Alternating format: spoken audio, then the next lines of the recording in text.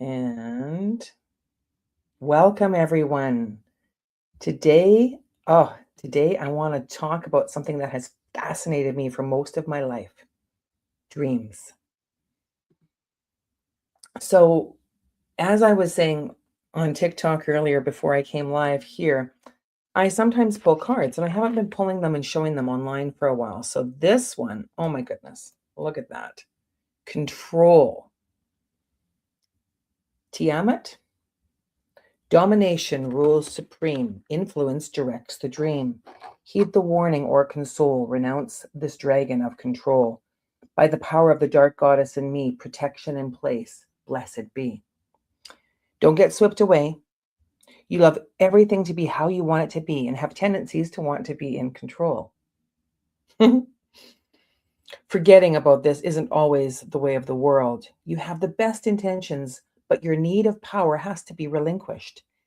Tiamat swims through the primordial seas of chaos to urge you to surrender, for she knows only all too well the catastrophic consequences control can bring. Allowing all to unfold naturally will ensure that any outcome will turn out in perfect order, and more often than not, better than anyone could have imagined.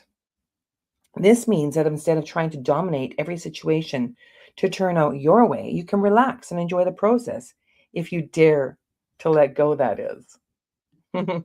Yeah, right. Oh my goodness. Mm. Being controlled by another, however, has been monstrous for you.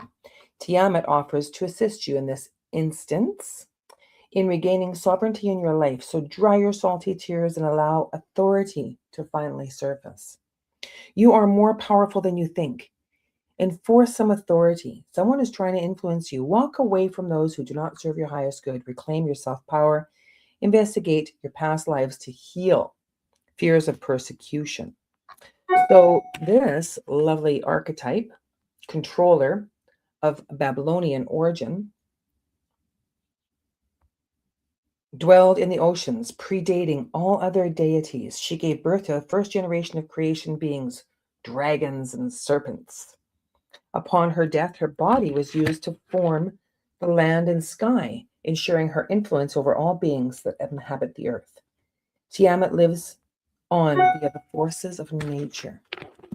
Wow. So when I talk about dreams, not just the dreams we have for our future, the dreams we experience while we sleep. The vivid ones, the strange ones, the ones that make absolutely no sense. And the ones that somehow feel more real than reality itself. For as long as I can remember, I've been a dreamer. Some nights I'm solving problems. Some nights I'm searching for something. Some nights I'm being chased.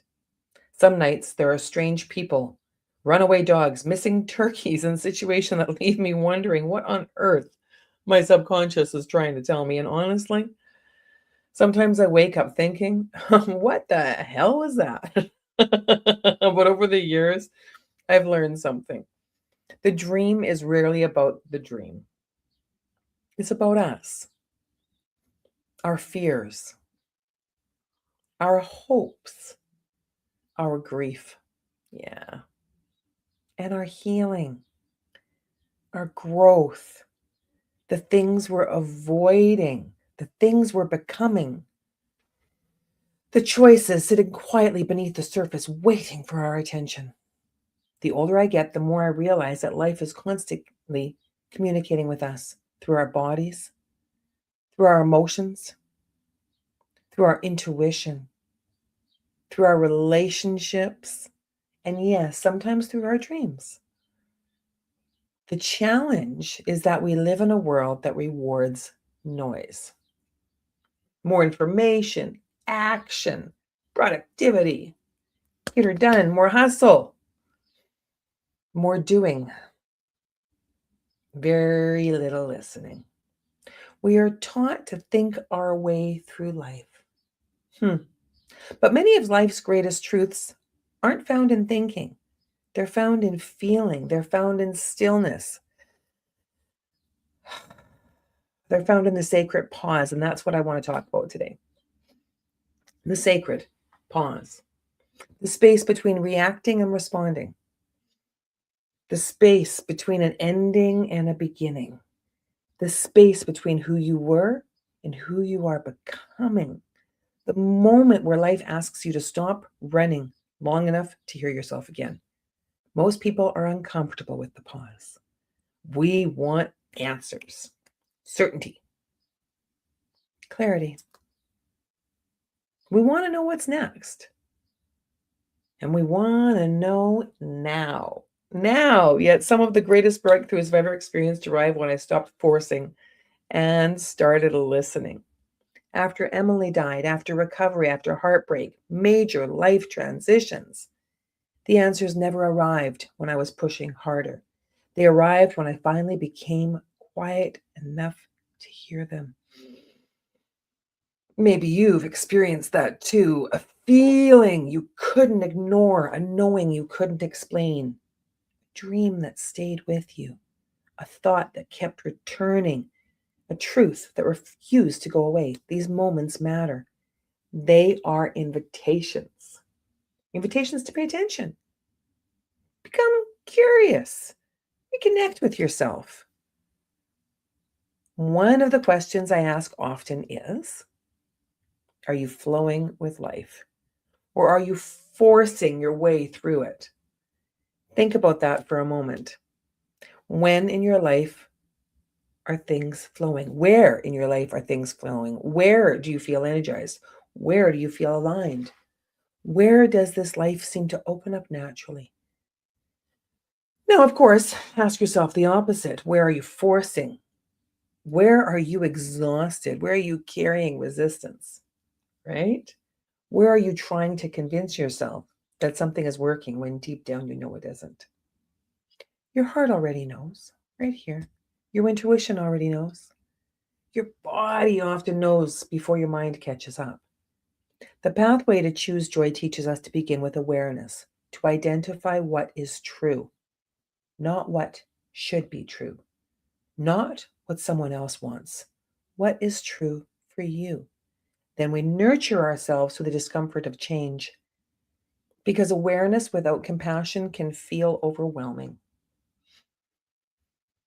We reconnect with our inner wisdom, restore trust in ourselves, and eventually we believe. Believe in our ability to navigate uncertainty. Believe in our capacity to heal. Believe in our ability to choose joy even when life feels complicated. The sacred pause is where all of that begins. Not in the rush, not in the noise, not in the pressure, in the pause.